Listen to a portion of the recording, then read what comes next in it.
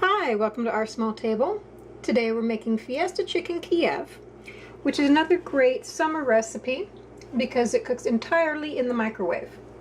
I'm going to start with 2 boneless, skinless chicken breast halves, and I've mostly pounded them out. The other one is set aside because it's too loud on the camera.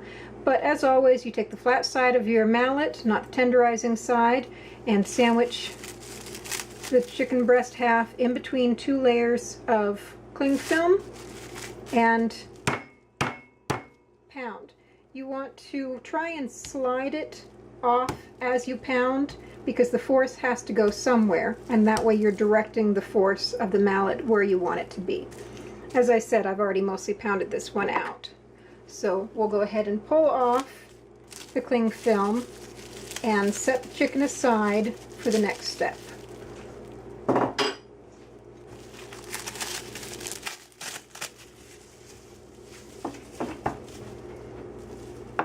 We're going to combine butter and Old English cheese spread, and I've kept the packaging out on this occasion, because I'm not sure that everyone is familiar with Old English cheese spread. This is what you're looking for in the grocery store. In the 4 markets, in the 4 states where I have purchased that, it has always been in the cracker section. There's usually a couple of different cheese spreads together, but they're sometimes up at the top shelf hard to see, down at the way bottom hard to see. Cheese spreads are becoming less popular now, and so it's not as easy to locate them. But I have yet to have a market where I absolutely couldn't find the Old English. You're just going to combine the softened butter and that cheese spread.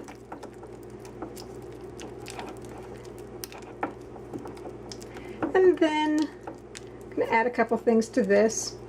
This is a fairly old recipe, not very old, but it comes from the 1970s, and it's old enough that the original recipe called for adding monosodium glutamate as a separate ingredient right at this point. Obviously, I'm not doing that. Not sure if you can even still buy monosodium glutamate, MSG, in the market, but I wouldn't even if I could. This is dried minced onion, also sometimes called instant minced onion. It's in the herbs and spices section of your market. And salt. Just get those incorporated.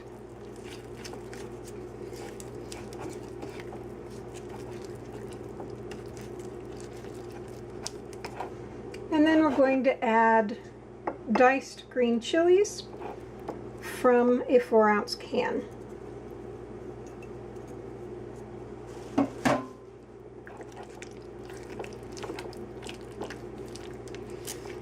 Get that nicely mixed.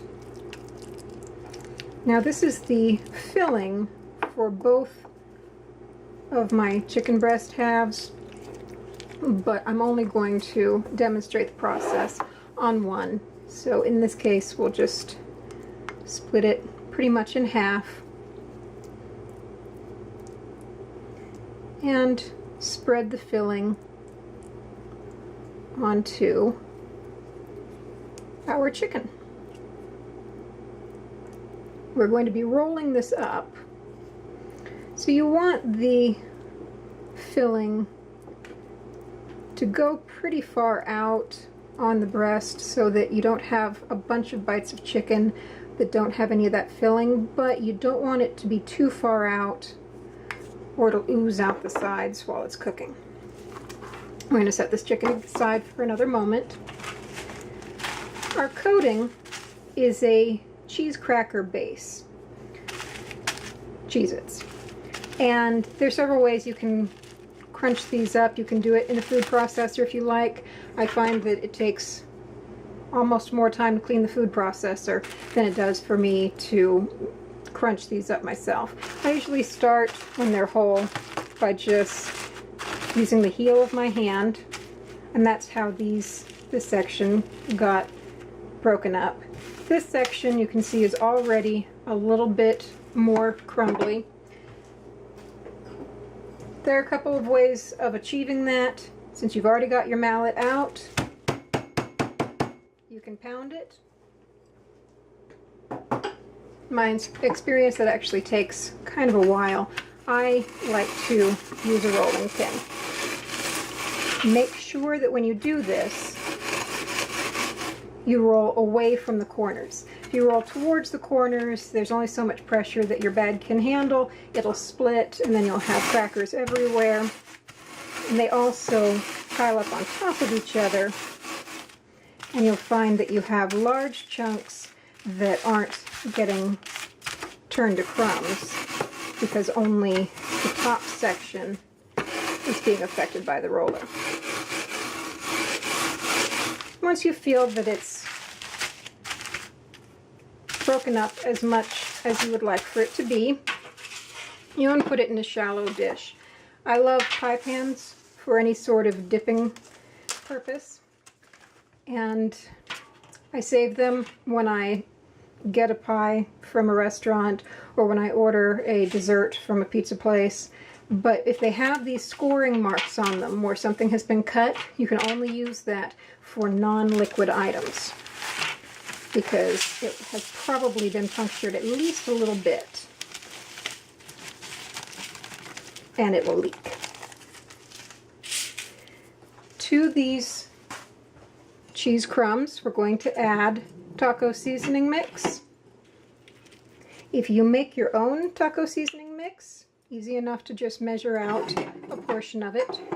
If not, then you just buy a pack of taco seasoning mix, take out the tablespoon that you need, and set the rest aside for another use. There are options for using the leftover on the website. So that's pretty much ready to go.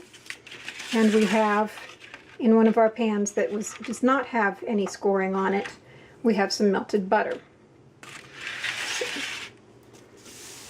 get our chicken rolled up, and I need to wash my hands from having played with this a little bit. So I'm going to wash my hands before I start rolling the chicken, and I shall return.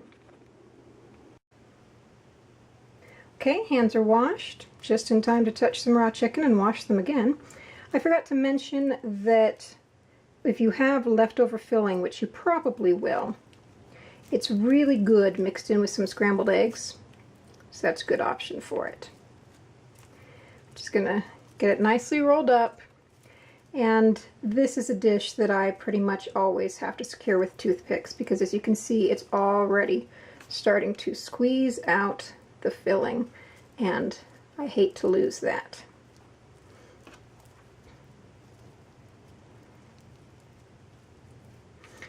And then, as best as we can, we dip it into the melted butter.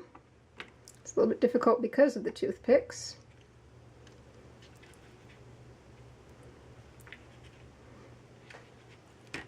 And from there into the cheese mixture.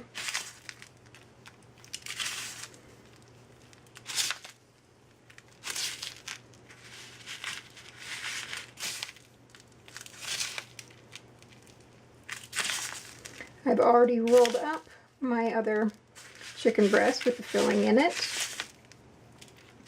You just have to put the coating onto it.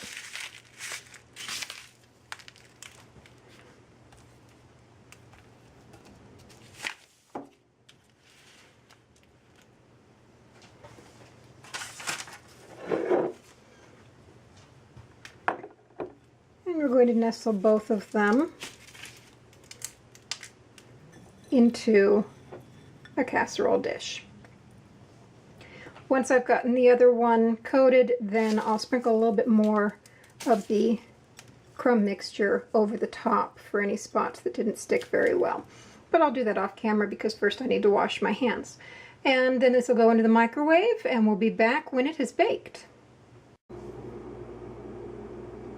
There we have it, Fiesta Chicken Kiev, which I've served on some lettuce with diced tomatoes and with a side of the steam-in-a-bag microwave rice, because that way we don't have to use the stovetop or the oven at all for the whole meal.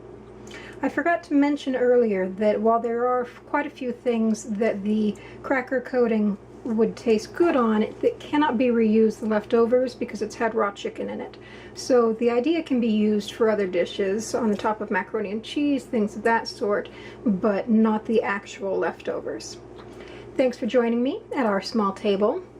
The recipe we've used today is linked in the video description, along with places that you can find me around social media. Next time we're making waffled Monte Cristos, so be sure to check back for that, and we'll see you then. Thanks!